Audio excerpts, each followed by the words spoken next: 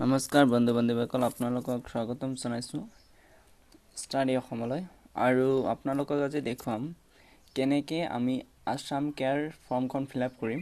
তো আপোনালোকে ইয়াত যে দিয়া আছে মানে অসমৰ বাহিৰত যিবিলাক লগ আবদ্ধ হৈ আছে সিহঁতৰ কাৰণে যিটো ফৰ্ম দিছিলে বা এটা নাম্বাৰ দিছিলে, সেই নম্বৰটো আপোনালোকে সেইটো কল কৰিব।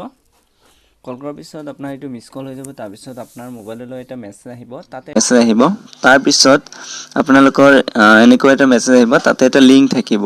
তো লিংক থাকিব তেতিয়া আপোনালোকে লিংকটোত ক্লিক কৰিব। ক্লিক কৰাৰ লগে লগে আপোনাৰ মোবাইলৰ যিকোনো ব্ৰাউজাৰৰ সেইটো অ'পেন হ'ব, আৰু অ'পেন হোৱাৰ পিছত সেই পেজখন খোল খাব। তাৰপিছত এনেকুৱা এখন পেজ খোল খাব, এণ্টাৰ আপোনালোকৰ ব্ৰাউজাৰত এনেকুৱা এখন পেজ খোল খাব। তাত তললৈ আপোনালোকে স্ক্ৰল কৰিব। তাতে ইয়াত যিটো লিখা আছে I M A permanent resident of Assam, মই অসমৰ স্থায়ী বাসিন্দা, এইটো আপোনালোকে তাতে ক্লিক কৰি চিন দিব। তাৰপিছত টু দিব। তাতে লিখা আছে যে মই বৰ্তমান অসমৰ বাহিৰত আছোঁ। আৰু তৃতীয়টোত ইয়াতো আপোনালোকে ক্লিক কৰিব। তাতে লিখা আছে মোৰ পাৰিবাৰিক আয় প্ৰতি বৰ্ষে 5 লাখতকৈ কম। তাৰপিছত আপোনালোকে তললৈ যাব, তাতে লিখা আহিব পাৰ্চনেল ডিটেইলছ। তাতে আপোনাৰ নামটো লিখিব, মই ইয়াত লিখিছোঁ। তাৰপিছত আপোনালোকে মেল নে ফিমেল সেইটো লিখিব। তাৰপিছত ইয়াত আপোনাৰ বয়সটো লিখিব। তাৰপিছত অকুপেশ্যন আপোনালোকে মানে কি কৰে। তাৰপিছত আপোনালোকে ফিল আপ কৰাৰ পিছত তলত আহিব, তাতে লিখা আছে কাৰেণ্ট লোকেশ্যন। আপোনালোকে ইয়াত পিন নম্বৰ দিব লাগিব, প্ৰেজেণ্ট পিন, মানে আপোনালোকে বৰ্তমান য'ত আছে তাৰ পিন নম্বৰ দিব, নাম দিব। তাৰপিছত আপোনাৰ এইখন ডিষ্ট্ৰিক্টৰ, তাৰপিছত আপোনাৰ প্ৰেজেণ্ট এড্ৰেছ, আপোনাৰ মানে একজেক্ট লোকেশ্যনটো কি এইটো লিখিব। তাৰপিছত তলত লিখা আছে ফেমিলি মি কাৰেণ্টলি, আপোনাৰ লগত যদি আৰু ফেমিলি মেম্বাৰ আছে তেনেহ'লে ইয়াত নাম আৰু ৰিলেশ্যন লিখিব। বয়স আপোনালোকৰ ইয়াত বহুত দিয়া আছে, এইবিলাক ফিল আপ কৰিব।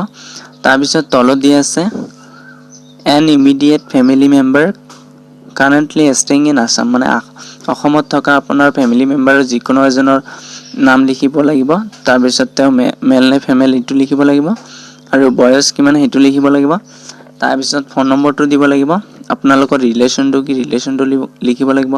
তাৰপিছত আপোনাৰ এড্ৰেছটো কি আছিলে এড্ৰেছটো লিখিব। তাৰপিছত ডিষ্ট্ৰিক্ট কি আছিলে আপোনাৰ সেইটো লিখিব। তাৰপিছত আপোনাৰ পিন নম্বৰটো লিখিব। তাৰপিছত আপোনাৰ পুলিচ ষ্টেচন, তাৰপিছত গ্ৰাম পঞ্চায়তৰ নাম লিখিব। তাৰপিছত আপোনাৰ ব্লকৰ নাম লিখিব। তাৰপিছত আপোনাৰ ইয়াত লিখা আছে বেংক একাউণ্ট ডিটেইলছ লিখিব। ইয়াত বেংকৰ IFSC নাম্বাৰ লিখিব। তাৰপিছত ইয়াত একাউণ্ট নম্বৰটো লিখি দিব।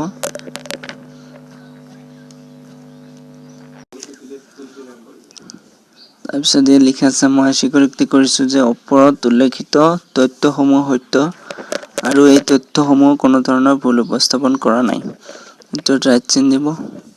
তাৰপিছত লিখা আছে মই জ্ঞাত যে ভুলকৈ তথ্য উপস্থাপন কৰাটো অপৰাধ, আৰু যদি ভুলকৈ কোনো ধৰণৰ তথ্য উপস্থাপন কৰিছোঁ তেন্তে ইয়াৰ বাবে মই তথা মোৰ পৰিয়ালবৰ্গ অসম চৰকাৰৰ দ্বাৰা প্ৰদান কৰা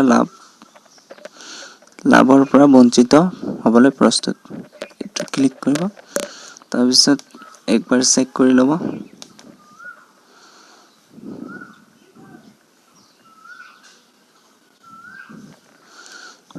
তাৰপিছত ছাবমিট কৰিলে হৈ গ'ল।